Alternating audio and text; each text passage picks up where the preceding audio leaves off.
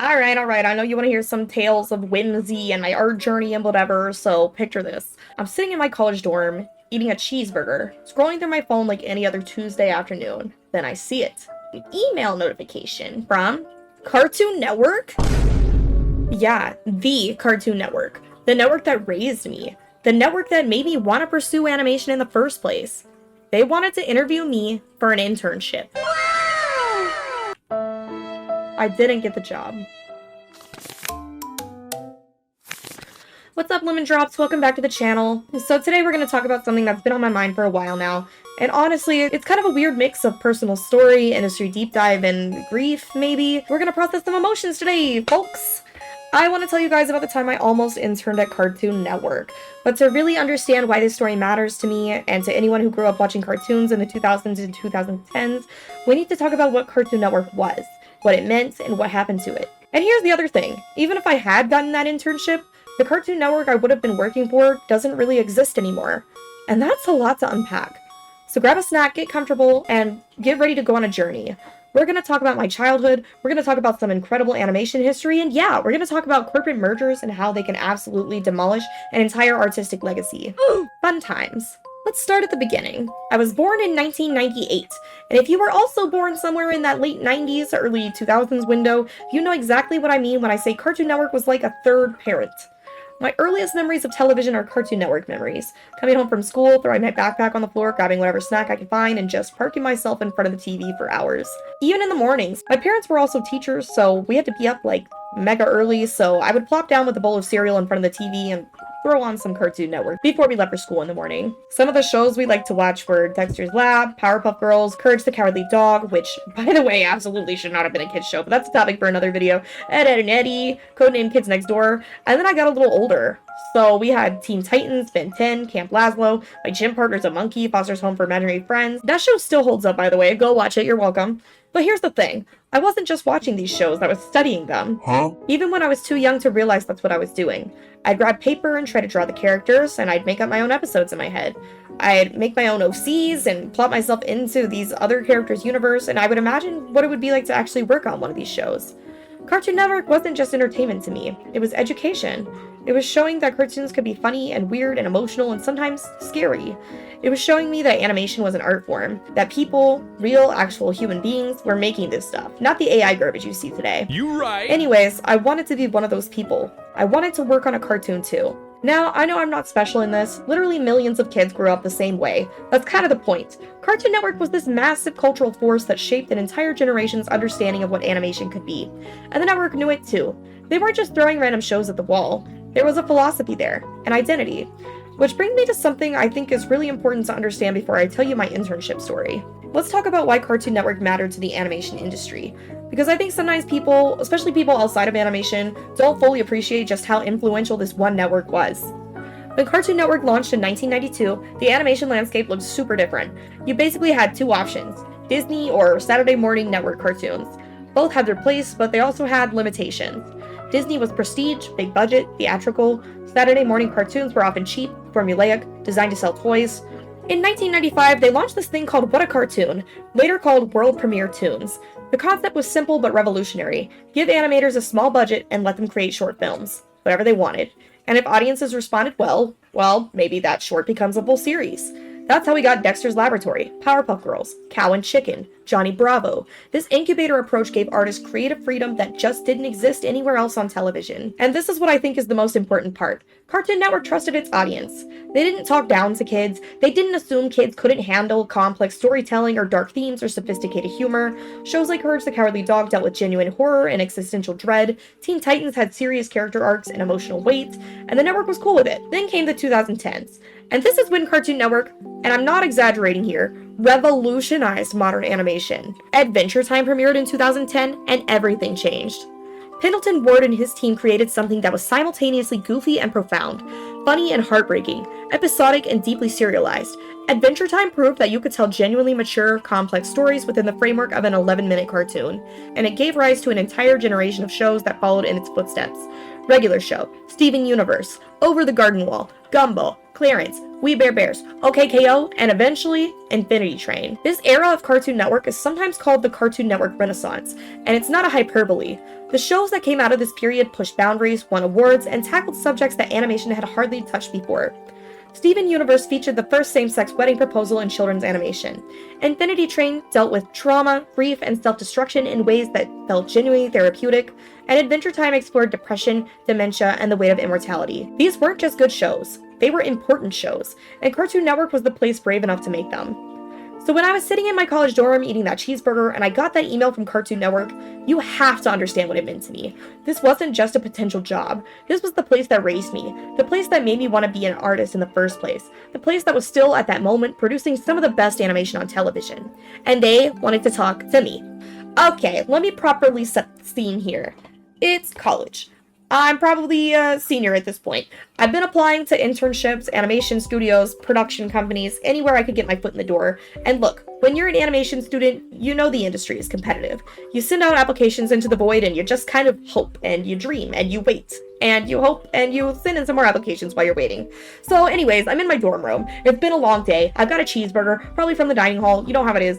And I'm just scrolling through my phone, decompressing from the day. And then I see it. New email. The email subject is titled Video Interview Request. I literally screamed. My roommate thought something was wrong. No, everything is right. Everything is extremely right. Cartoon Network. The Cartoon Network. They saw my application and they want to talk to me. I was jumping up and down, texting everyone I knew and absolutely losing my mind. This was it. This was the moment. I was gonna work at the place where they made Adventure Time, where they made Steven Universe. It states, Hi Lemonade! Thank you for your recent interest in the Spring 2020 production internship at Cartoon Network Studios. We have reviewed your resume and you have been selected to move on to the next round of screening via a video interview. You will receive a separate email from HireView, our video interview tool, which will direct you to a secure site where you'll view an instructional video, then respond to a set of interview questions using your computer's camera and mic. If you are still interested and available for our Spring 2019 internship program, please complete your interview before 11:59 on Monday, November 18th. If you have any questions, please reply to this email. Please note, this internship will be located at Cartoon Network Studios in Burbank, California. If out of state, we do not provide relocation or housing assistance.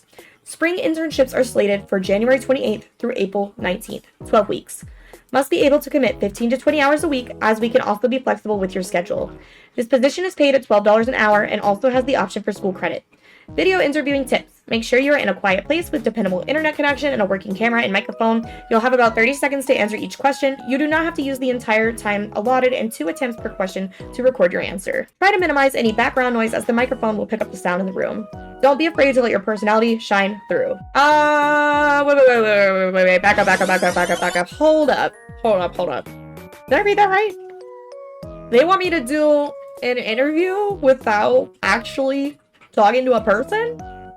Am I understanding that right? I was understanding that right. Instead of talking to a human being who would ask me questions and we'd have a conversation, I'm expected to read questions off a screen and then answer them whenever my video camera tells me to answer the question. Okay. So I got this automated video recording system, and here's how it worked. A question would appear on the screen. I'd have a few seconds to read it and prepare, and then the video would start recording whether I was ready or not. No human, no conversation, just me, a webcam, and a countdown timer.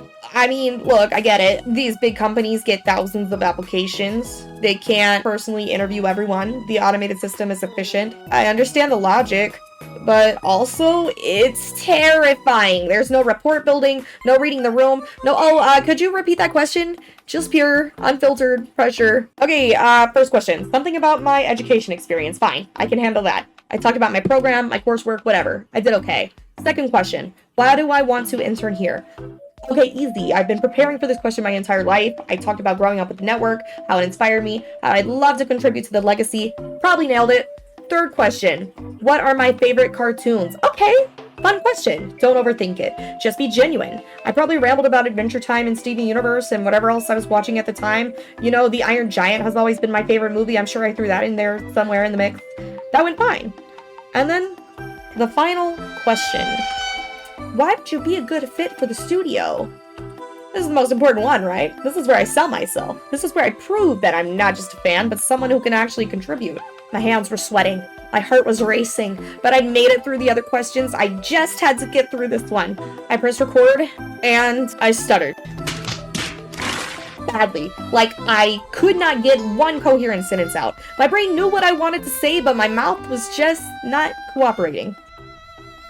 But wait, there's hope. The system lets you re-record. Yes! I could try again. Yes! I pressed record. Stumbled over all my words. Again. No! God, please, no! No!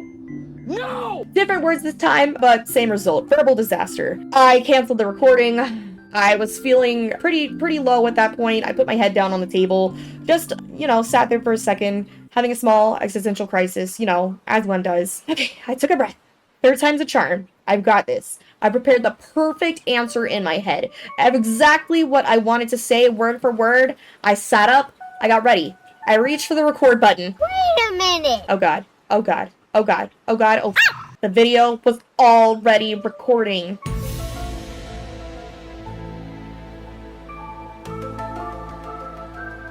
Apparently, while I was having my little moment of crisis, the system had just started on its own. Countdown must have run out while my head was on the table. So the first 6 seconds of my final answer, the most important answer, was footage of me with my head down, clearly distressed, clearly not paying attention, clearly not ready. I looked up, I saw the recording indicator, and in a moment of pure panic, I just went, "Oh, hi, sorry, I didn't see you there." Like I was a cartoon character where I just noticed the audience. Like this was Ferris Bueller. Like that was the normal and professional thing to do. And then I speed ran through whatever I could remember of my answer because the clock was ticking and I'd already wasted precious seconds being a disaster. I did not get the job. And here's the thing, at the time, I was devastated, like, genuinely crushed. I had fumbled the bag in the most embarrassing way possible with my literal dream company. But now, with some distance and perspective, I think it was actually for the best. For a couple of reasons. Reason number one, I would not have been happy in that specific role. The position I applied for was a production internship, and production is important. It's the backbone of any animation project. Scheduling, coordinating, making sure everything runs on time and on budget. But the thing is, I'm an artist. I wanted to draw, and I wanted to create. And at the time, I had this fantasy in my head, kind of like Mike and Sully and Monsters, Inc., where I could, start in the mailroom or something, or, in this case, production, and work my way up. Make connections, eventually transition into, a more artistic role. And maybe that could have happened, but it also might have been 2 years of doing work that didn't fulfill me creatively, hoping for a transition that might never come. Entry-level positions in animation are competitive enough that working your way up isn't always realistic. So while it stung at the time, I think the universe was maybe doing me a favor. And the other thing. Another one. The even bigger thing. Another one. Even if I had gotten that internship, and even if it had led up to a full-time position, even if everything had worked out perfectly, Cartoon Network, as I knew it, only survived for maybe 2 or 3 more years after that interview. Cause what I didn't know, what nobody really knew at the time, was that Cartoon Network was about to be caught in the crossfire of one of the most destructive corporate mergers in entertainment history. I'm in danger! Alright, let's talk about what happened. In 2022, Warner Bros., the company that owned Cartoon Network, merged with Discovery to form Warner Bros. Discovery, and the guy in charge of this new mega corporation was David Zaslav. Now, I want to be clear, I'm not going to turn this video into a hit piece on any one person, but I'm going to tell you what happened to Cartoon Network under this new leadership. Almost immediately after the merger, content started disappearing. Original shows were pulled from HBO Max, including beloved Cartoon Network properties. Remember Infinity Train? It's gone now. Removed from the platform entirely. My God, why? Other shows followed. Staff were laid off, projects were canceled, the Cartoon Network studios that had produced decades of groundbreaking animation was gutted. No! No! No! In 2023, it was announced that Cartoon Network Studios would be merged with Warner Bros. Animation. On paper, they said this was about streamlining. In practice, it meant the end of Cartoon Network as a distinct creative entity. Let me be real with you. The Cartoon Network I grew up with, the one that took chances on weird ideas and trusted artists and changed what animation could be, that Cartoon Network doesn't exist anymore. The name still exists. There's still a, channel, I guess. Kinda. I don't know. But when it comes to the studio and the philosophy and the willingness to invest in original, creator-driven animation, that's all been gutted. That's all been scrapped. And when I think about that failed interview, when I think about how badly I wanted to be part of that world, I feel this strange mix of emotions. Relief, maybe, that I wasn't there when everything fell apart, that I didn't have to watch from the inside as something I loved was dismantled. Actually, after the building was abandoned by Cartoon Network, a group of animation workers got together to project this message onto the building. Dear studios, don't erase our animation jobs. Here are some quotes from some of the concerned animation workers at the time. The Cartoon Network building was home to so much love and light for everyone making cartoons there. It's a shell of its former self now, and the future of animation looks the same. Corporate consolidation. Thousands of people moved to this city to work in buildings just like this one, and due to mergers and corporate greed, the CEOs of this industry have killed those dreams for a lot of us. It's time for us to stand together as artists to get the deal we deserve. I'm so tired of being asked to play nice when CEOs will ruthlessly eliminate our jobs without thinking twice. They got rid of a building that meant so much more than profits to line someone else's pockets. They got rid of an entire legacy. This building was where many of us got our starts. It was historic, and it was that made it special. But they gutted and sold it out for parts, and now they are blatantly trying to replace us with generative AI. It's time for us to rise up and fight back for our rights. Alright, here's the thing I keep thinking about. When we talk about Cartoon Network dying or being gutted, we're not talking about a brand or a logo or a streaming library. We're talking about a place. A physical place where artists showed up every day, sat next to each other, and made things together.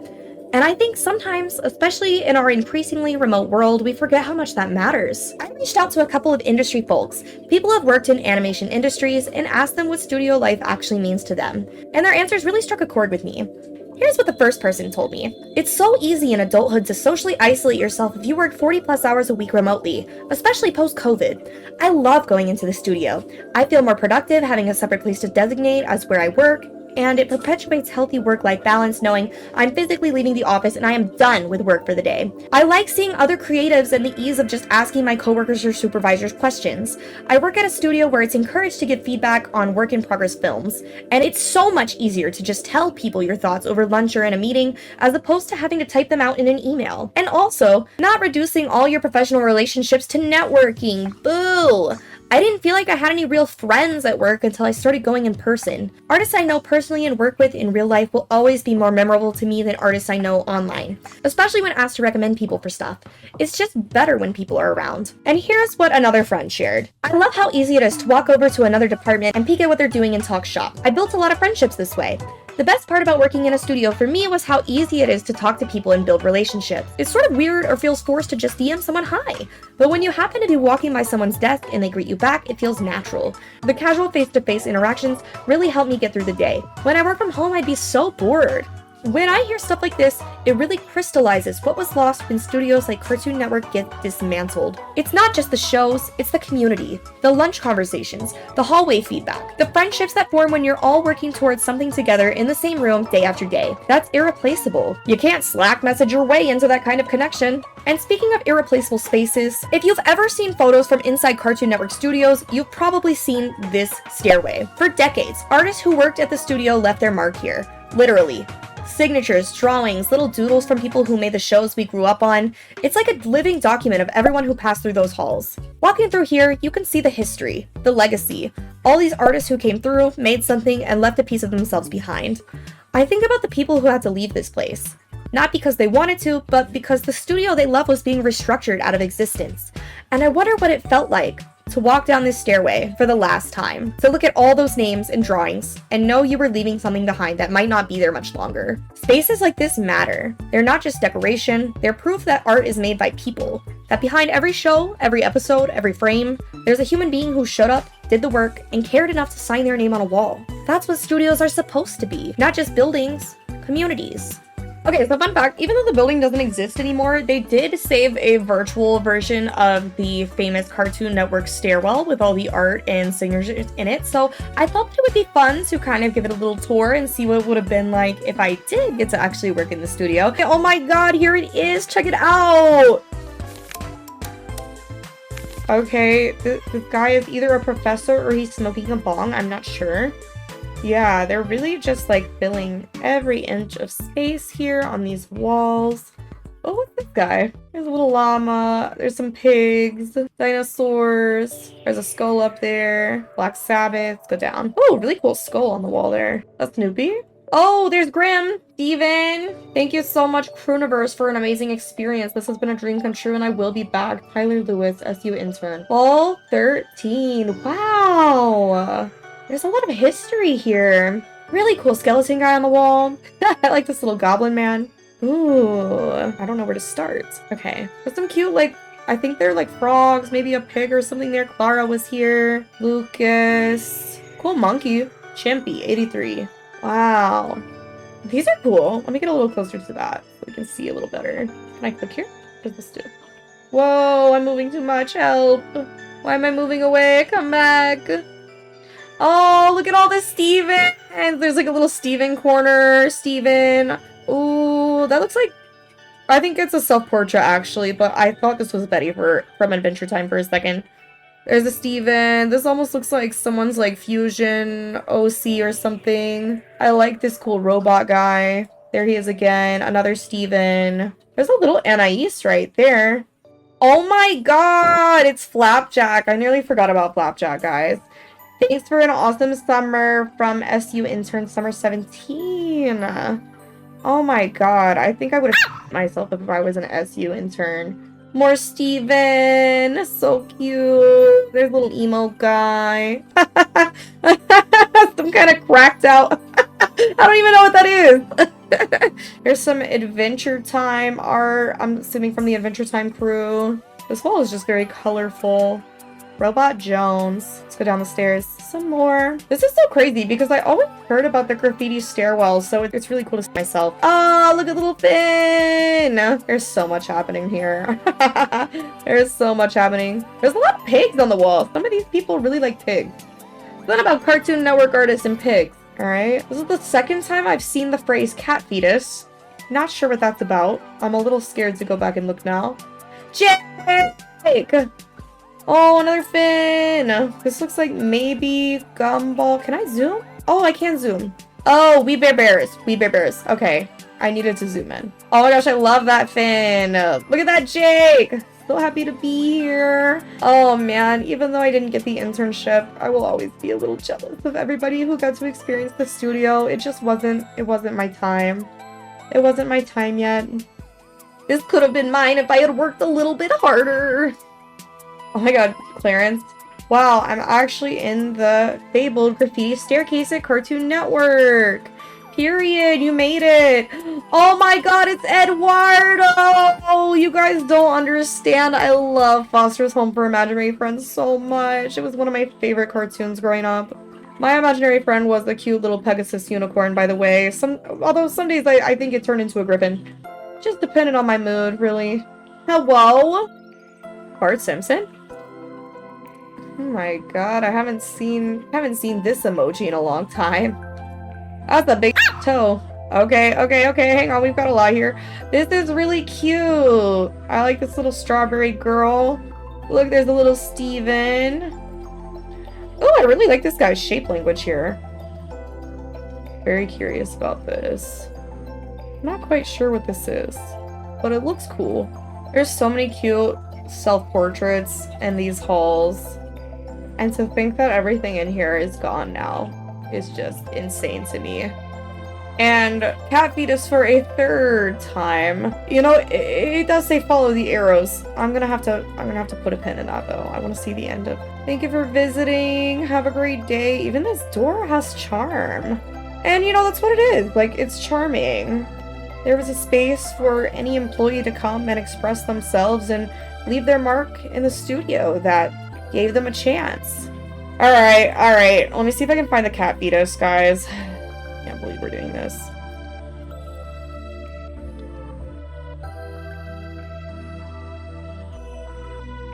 Let's see, any more arrows?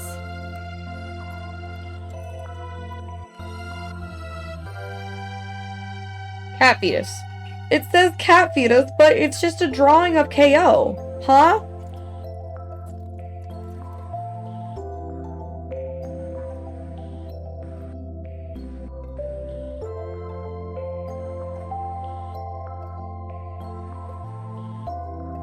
Wow, so much history. Clearance! There's a lot of clearance. A lot of clearance and a lot of pigs.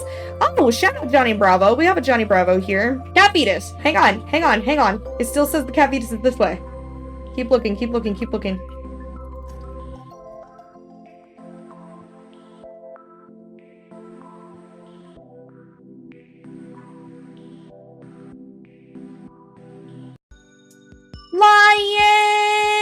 Lion! Lion by Alice Romanillos. Aww!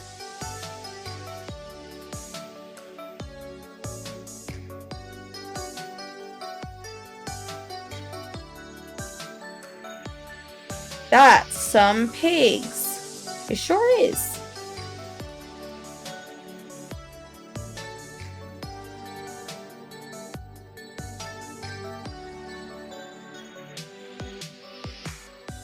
Guys, did we miss it? I don't see any more cat fetus advertisements.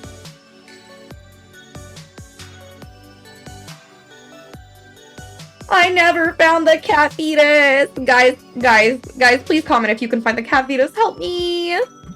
So, where does that leave us? I don't have a neat ending for this story. You know, I didn't get the internship. The company I idolized was gutted by corporate interest. The landscape of animation has shifted in ways that are scary and uncertain, but this is what I keep coming back to.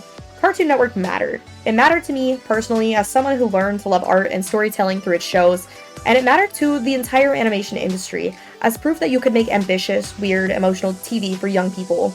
That impact doesn't go away just because some executives decided to prioritize quarterly earnings over creative integrity. The shows that were made still exist. The artists who worked on them are still out there, still creating, still pushing boundaries. And the generation that grew up on Cartoon Network has entered the industry or is entering the industry. We're making our own stuff and we're carrying that influence with us. But yeah, I didn't intern at Cartoon Network, and Cartoon Network, as I know it, is gone. But the things it taught me, the things it taught all of us, are still here. Also, if you're wondering whether I've gotten better at video interviews since then, marginally I'm still awkward, but at least now I know to watch for that recording indicator. Alright, that's gonna do it for this video. If you made it this far, thank you. This one was personal, and I appreciate you listening. If you got your own Cartoon Network memories or stories, drop them in the comments. I'd love to hear about what shows meant the most to you. And if you want to see more stuff like this, animation industry deep dives, personal stories, whatever else I end up making, hit that subscribe button. It genuinely helps. Take care of yourselves, go rewatch your favorite cartoons, and I'll see you in the next one. Bye, Lemon Drops!